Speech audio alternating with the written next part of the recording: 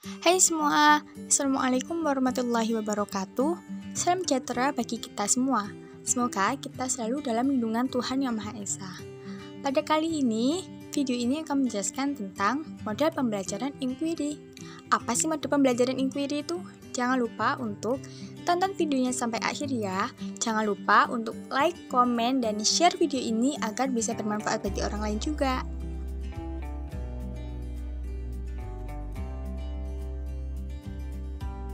Pengertian pembelajaran inquiry. Berikut adalah kutipan yang diambil dari Downey pada tahun 1967 yang menunjukkan bahwa inti dari berpikir yang baik yaitu kemampuan untuk memecahkan masalah. Dasar dari pemecahan masalah yaitu kemampuan untuk belajar dalam situasi proses berpikir. Dengan demikian, hal ini dapat diimplementasikan bahwa kepada siswa hendaknya diajarkan bagaimana belajar yang meliputi apa yang diajarkan, bagaimana hal itu diajarkan, jenis kondisi belajar, dan memperoleh pandangan baru. Inquiry yang dalam bahasa Inggris inquiry berarti pertanyaan atau pemeriksaan, penyelidikan. Inquiry sebagai suatu proses umum yang dilakukan manusia untuk mencari atau memahami informasi. Sasaran utama kegiatan pembelajaran inquiry ini adalah 1. Keterlibatan siswa secara maksimal dalam proses kegiatan belajar.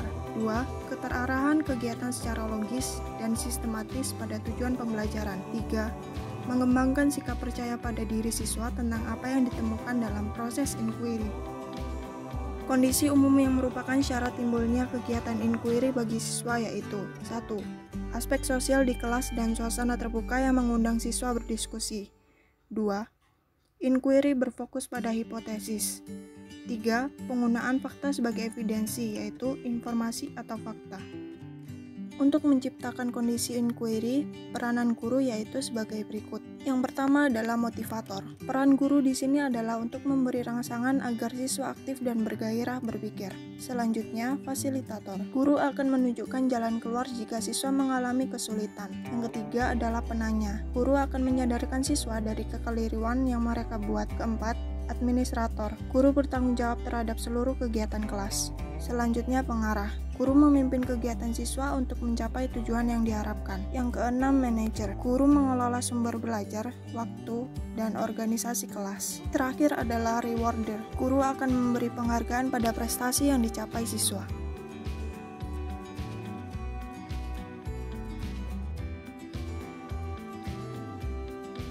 Ciri-ciri dari pembelajaran inquiry adalah sebagai berikut.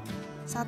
Menekankan kepada aktivitas siswa secara maksimal untuk mencari dan menemukan. 2. Seluruh aktivitas yang dilakukan siswa diarahkan untuk mencari dan menemukan jawaban sendiri dari sesuatu yang dipertanyakan, sehingga tumbuh sikap percaya diri. Yang terakhir, mengembangkan kemampuan berpikir secara sistematis, logis, dan kritis, atau mengembangkan kemampuan intelektual sebagai bagian dari proses mental.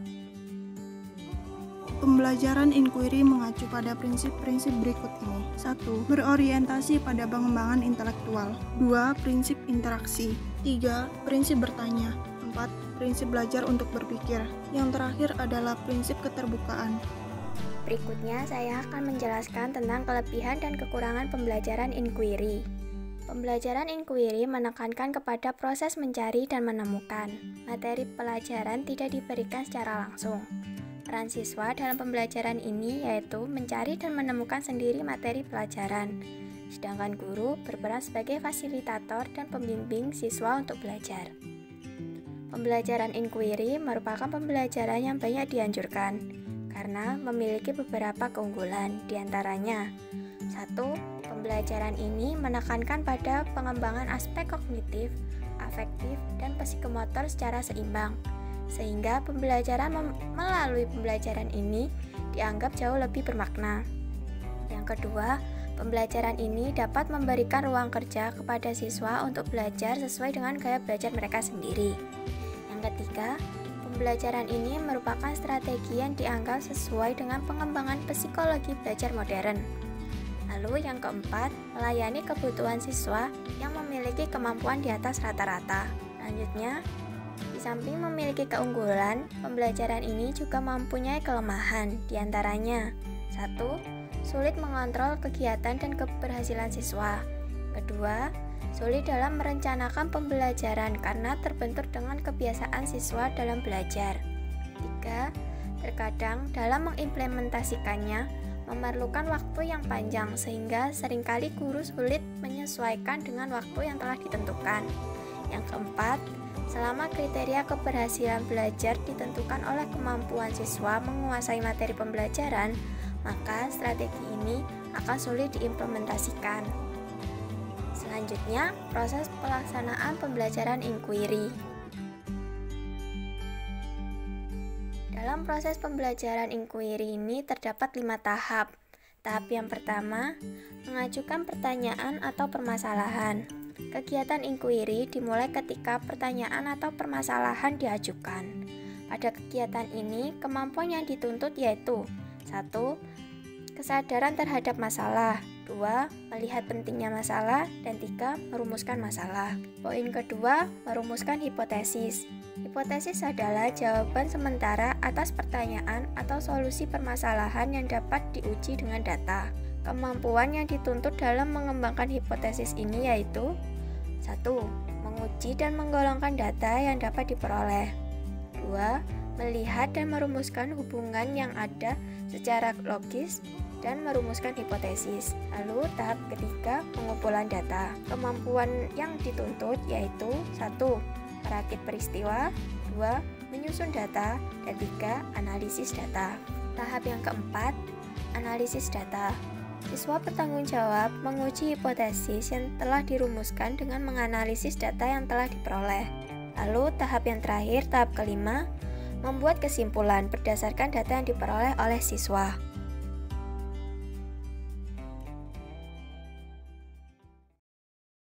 Assalamualaikum warahmatullahi wabarakatuh. Inasan, ohayo gozaimasu. O genki desu ka? Waalaikumsalam warahmatullahi wabarakatuh. Sensei, ohayo gozaimasu. Genki desu. Genki desu. Baiklah, langsung saja kita mulai. Hari ini kita masih melanjutkan materi minggu lalu. Apakah ada yang masih ingat materi minggu lalu kita membahas apa?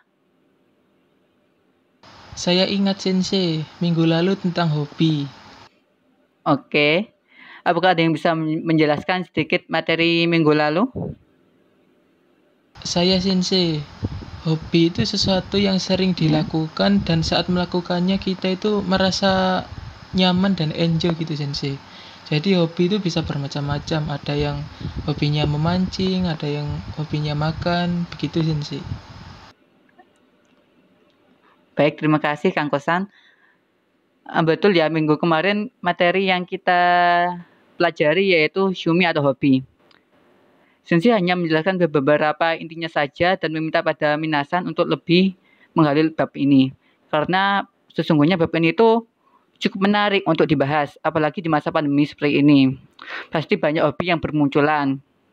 Gimana untuk Titinsan, apakah ada hobi baru yang sedang bermunculan? Ya Sensei, kalau saya sih ada ya Sensei, akhir-akhir ini tuh saya lagi suka bertanam. Sekalian bersih-bersih halaman depan rumah biar seger gitu Sensei. Seperti itu. Wah, menarik sekali nih Titinsan. Apakah ada yang mau bercerita lagi tentang hobi barunya? Saya Sensei, karena tugas vlog dari karena tugas vlog dari pelajaran sebelah, saya jadi memiliki keinginan untuk belajar mengedit Sensei. Awalnya masih coba-coba, tapi lama-lama ketagihan juga Sensei. Jadi ingin mendalami lebih dalam lagi Sensei, seperti itu. Oke, ini Titinsan sama Kang Kosan ini walaupun di rumah tetap produktif sekali ya. Baiklah, dari materi minggu lalu, apakah ada pertanyaan? Saya Sensei ingin bertanya mengenai Ya. partikel pola kalimatnya itu kan kemarin tuh menggunakan partikel G ya Sensei. Nah itu mengapa menggunakan partikel G bukan partikel W yang sama-sama menyampaikan informasi? Baik, untuk partikel ya, oke. Iya, jadi partikel yang digunakan di dalam pola kalimat ini tuh menyatakan hobi seperti itu. Jadi fungsi ga itu digunakan sebagai penjelas. Gampangnya itu ini loh hobiku, seperti itu. Apa bisa dipahami Titin-san? Sensei, wakarimashita. Baiklah, ada pertanyaan lain? Jika tidak ada, Sensei ya yang akan bertanya. Apakah sudah cukup, Minasan? Sudah cukup. Sudah, Oh, Sensei. Baiklah, karena Sudah. Minasan sudah memahami materinya, Sensei ingin bertanya nih. Menurut Minasan, hobi itu bisa bertambah atau berubah? Bisa didiskusikan dengan melihat bacaan yang Sensei berikan di grup WA. Diskusinya bersama teman urutan absen bawahnya. Karena jumlahnya lengkap dan ini genap, jadi pembagiannya lebih enak. Sensei berikan waktu 5 menit, silahkan menggunakan aplikasi WA, tapi tetap bergabung pada Zoom ini. Baik, Sensei tinggal dulu ya, Minasan.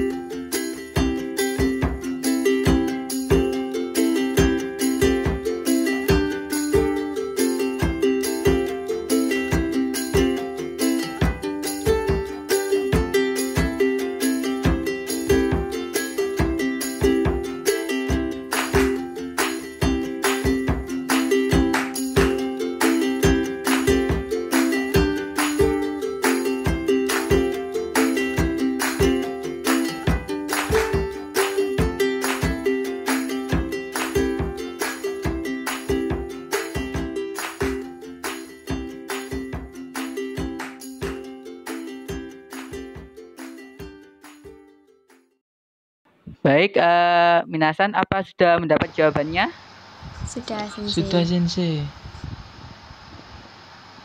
Oh, baiklah. Ada yang ingin menyampaikan pendapatnya?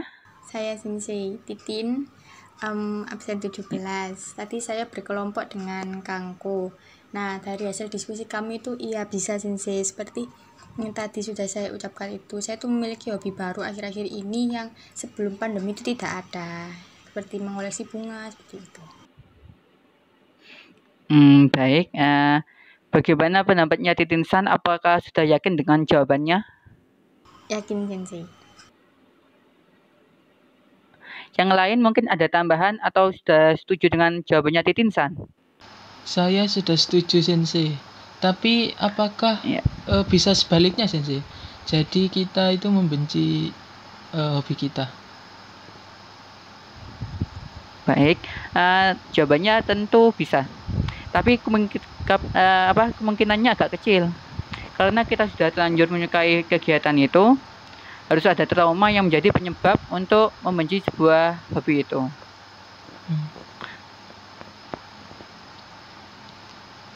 Begitu, Kang Kosan. Hai, Sensei, wakarimashita. Baiklah, terima kasih untuk Titin-san dan Kang Kosan yang sudah berani menyampaikan pendapatnya. Jadi benar ya jawabannya Titin-san, bahwa hobi itu bisa berubah dan bertambah di masa pandemi seperti ini. Misalnya dulu Minasan yang tidak suka berkebun, sekarang tiba-tiba suka berkebun. Yang dulunya Minasan tidak suka membuat vlog, sekarang karena pandemi Minasan suka membuat vlog. Jadi seperti itu. Baiklah, dari sini bisa dipahami ya, Minasan? Bisa, Hai, Sensei. bisa, Sensei. Ya. Karena berhubungan waktunya sudah mau habis, hari ini sangat seru sekali pembahasan kita. Minasan juga sangat aktif dalam menyampaikan pendapatnya. Sensei sangat terkesima. Dan semoga kedepannya semakin aktif lagi dan berani menyampaikan pendapatnya. Semoga dengan diskusi hari ini, materi minggu lalu makin dapat dipahami. Baiklah, Sensei akhiri. Assalamualaikum warahmatullahi wabarakatuh. Waalaikumsalam warahmatullahi wabarakatuh. Sensei, arigatou gozaimasu. Sensei, arigatou gozaimasu. Selanjutnya, kita memasuki subbab pembelajaran dengan metode inquiry judgment. Richard Sussman mengembangkan suatu pembelajaran inquiry yang telah dimodifikasi. Hasil penelitian yang telah dilakukan oleh Sussman tentang model inquiry ini menunjukkan bahwa keterampilan inquiry siswa meningkat dan motivasi belajarnya juga meningkat. Dalam Dahlan menyatakan bahwa Sussman berkeyakinan bahwa siswa akan lebih menyadari tentang proses penyelidikannya dan mereka dapat diajarkan tentang prosedur ilmiah secara langsung. Joyce menyatakan bahwa teori Sussman dapat dijabarkan sebagai berikut. Yang pertama, mengajak siswa membayangkan seakan-akan dalam kondisi yang sebenarnya. Yang kedua, mengidentifikasi komponen-komponen yang berada di sekeliling kondisi tersebut. Yang ketiga, merumuskan permasalahan dan membuat hipotesis pada kondisi tersebut.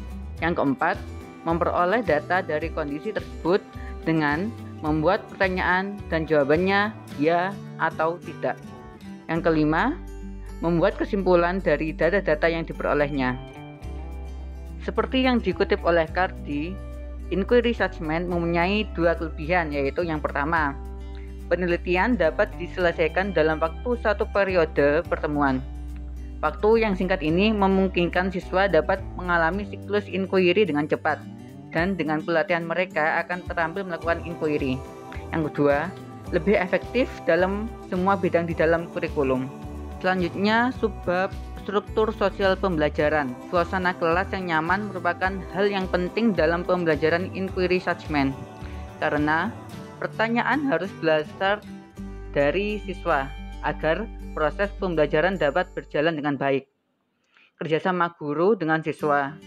Siswa dengan siswa diperlukan juga adanya dorongan secara aktif dari guru dan teman. Dua atau lebih siswa yang bekerja sama dalam berpikir dan bertanya akan lebih baik hasilnya jika dibanding bila siswa bekerja sendiri. Oke, kita akan memasuki subbab peran guru.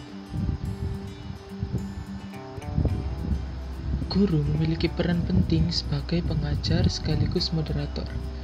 Guru wajib memonitor pertanyaan siswa untuk mencegah agar proses inquiry tidak sama dengan permainan tebakan dan pertanyaannya itu berbobot.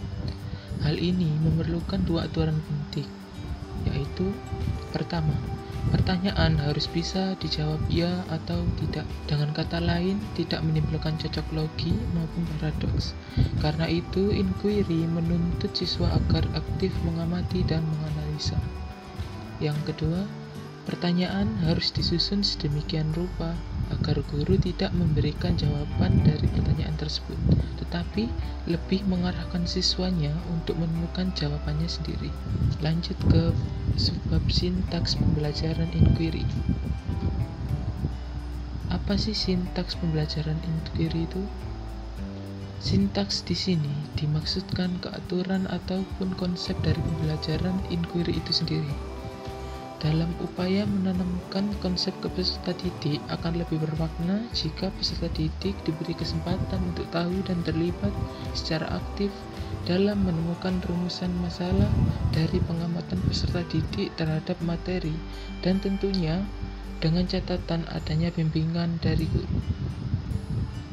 Berikut ialah tahapan penanaman konsep materi menurut Sujana 1989.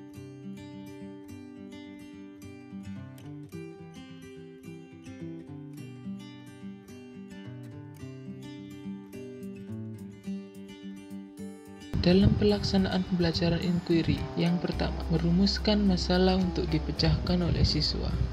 Yang kedua, menetapkan jawaban sementara atau lebih dikenal dengan sebutan hipotesis. Yang ketiga, mencari informasi, data, dan fakta yang diperlukan untuk menjawab hipotesis atau permasalahan. Yang keempat, menarik kesimpulan jawaban. Yang terakhir, mengaplikasikan kesimpulan. Pembelajaran inquiry sosial atau social inquiry. Pengertian pembelajaran inquiry sosial.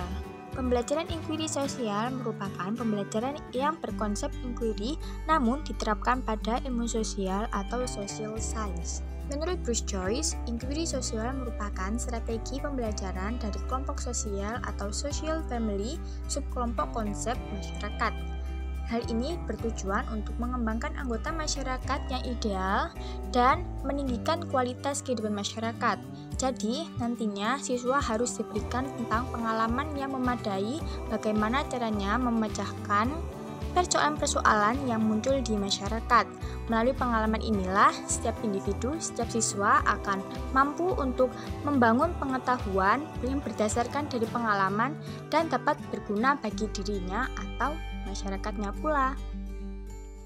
Konsep pembelajaran inquiry sosial. Adanya pembelajaran inquiry sosial pada awalnya muncul karena para ahli pendidikan ilmu sosial mengadopsi pembelajaran inquiry hingga berkembanglah pembelajaran inquiry yang tidak hanya diterapkan pada ilmu alam atau natural science saja, melainkan juga pada ilmu sosial atau social science. 3 karakteristik pengembangan strategi inquiry sosial. Yang pertama, adanya aspek atau masalah sosial di dalam kelas yang dianggap penting dan dapat mendorong terciptanya diskusi kelas. 2. Adanya rumusan hipotesis sebagai fokus untuk inquiry. Dan yang ketiga, penggunaan fakta sebagai pengujian hipotesis. Menurut Banks pada tahun 1985 menyatakan bahwa pembelajaran melalui model inquiry sosial ini dapat dilakukan sejak siswa berada pada jenjang sekolah dasar loh. Hanya saja penekanannya tidak pada langkah-langkah inquiry, tetapi lebih kepada memperkenalkan fakta, konsep, dan generalisasi. Dengan hal itu, siswa akan lebih terdorong untuk bertanya dan meningkatkan kemampuan untuk berpikir kritis bahkan sejak pendidikan dasar. Dengan demikian, melalui pembelajaran inquiry sosial ini, peserta didik sudah dilatih sejak dini untuk menjadi seorang ilmuwan. Tahapan pembelajaran inquiry sosial. Menurut Sanjaya pada tahun 2007, tahapan proses pembelajaran inquiry sosial dapat dilaksanakan dengan tahapan-tahapan berikut ini. Yang pertama adalah tahapan orientasi. Pada tahap orientasi ini sangat penting karena akan mempengaruhi berhasil tidaknya pembelajaran inquiry sosial. Yang kedua adalah tahap merumuskan masalah. Merumuskan masalah merupakan langkah yang akan membawa siswa pada suatu persoalan dan siswa akan ditantang untuk menyelesaikan teka-teki tersebut. Yang ketiga adalah tahap merumuskan hipotesis. Hipotesis adalah jawaban sementara dari suatu permasalahan yang sedang dikaji. Yang keempat adalah tahap mengumpulkan data. Tahap mengumpulkan data merupakan aktivitas menjaring informasi yang dibutuhkan untuk menguji hipotesis yang telah diajukan pada tahap sebelumnya. Yang kelima adalah tahap menguji hipotesis. Pada tahap sebelumnya, siswa sudah merumuskan hipotesis dan juga mengumpulkan data-data yang digunakan untuk mendukung rumusan hipotesis tersebut untuk menyelesaikan persoalan yang telah disajikan oleh guru. Yang terakhir adalah tahap merumuskan kesimpulan. Seringkali dalam diskusi banyak data yang diperoleh sehingga menyebabkan kesimpulan yang dirumuskan tidak fokus terhadap masalah yang hendak dipecahkan. Wah, sungguh tidak terasa video kali ini telah selesai. Semoga apa yang tadi telah dipaparkan dapat berguna dan ditangkap oleh teman-teman dengan baik ya. Apabila ada salah kata maupun perbuatan, kami mohon maaf yang sebesar-besarnya. Sampai jumpa di video-video kami berikutnya. Wassalamualaikum warahmatullahi wabarakatuh.